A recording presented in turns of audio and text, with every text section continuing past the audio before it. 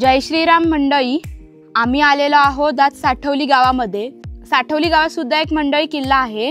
ह्या किल्ल्याला आज आम्ही भेट द्यायला आलेलो आहोत। गेल्या वेळेला आम्ही जो आंबोळगड केला होता त्याच्यापेक्षा तरी इथली परिस्थिती ठीकठाक आहे।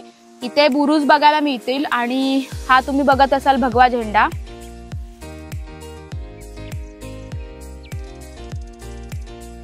हा झेंडा इथे आहे, ह्याचा अर्थ असा आहे की हा किल्ल्याचे संरक्षण कोणीतरी करत आहे। किल्ल्यामध्ये बघण्यासाठी ही विहीर आहे।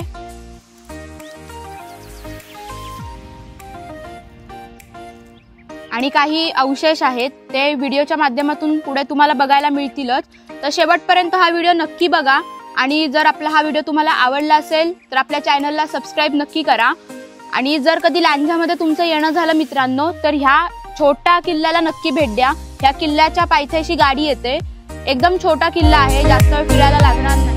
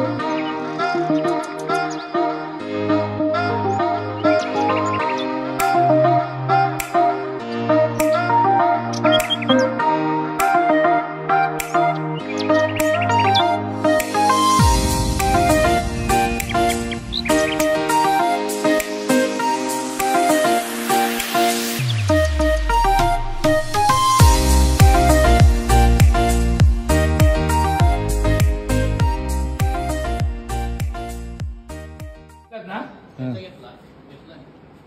1562 म्हणजे 1639 ला सुरुवात झाली, 1640 ला पूर्ण झालं।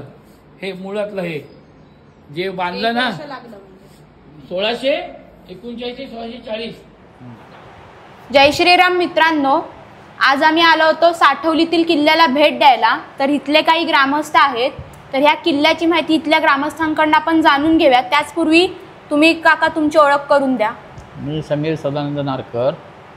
मी राजेश सीताराम शेरे। मी राजू संसारे।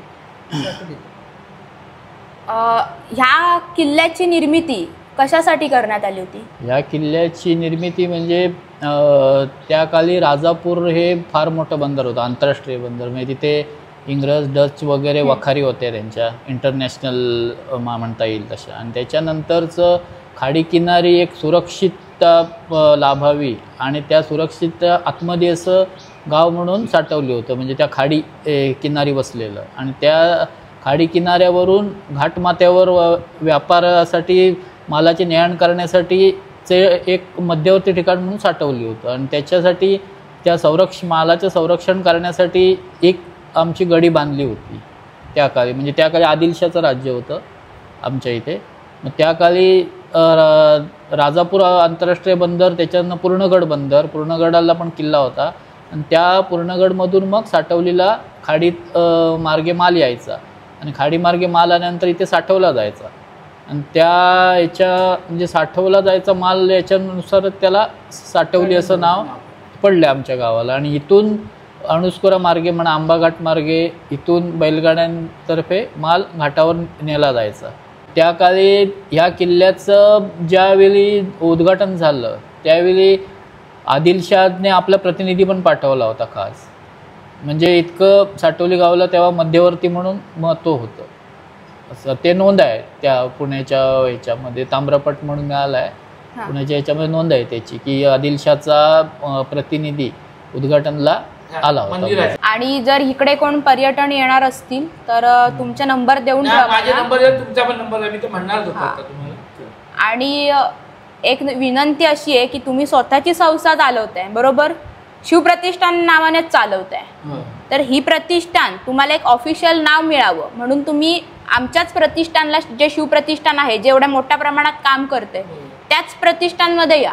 कारण कसं आहे, नुसतं शिवजयंती करून उपयोग नाही. 19 फेब्रुवारीला सगळे थाटामाटात जयंती करतात, पण आपलं जी संस्कृती आहे ती मुळात तारखेनुसार नाही. आपली जी आहे, आपले स्वतःचे वाढदिवस असतील, घरच्यांचे असतील, हे सगळे तिथीनुसार आपण साजरे केले पाहिजेत. तर 19 फेब्रुवारी ही तारीख आहे म्हणून आपण साजरी करतो, पण खरी जी आता आम्ही जी सुरुवात केलेली आहे ती तिथीनुसारच करतो.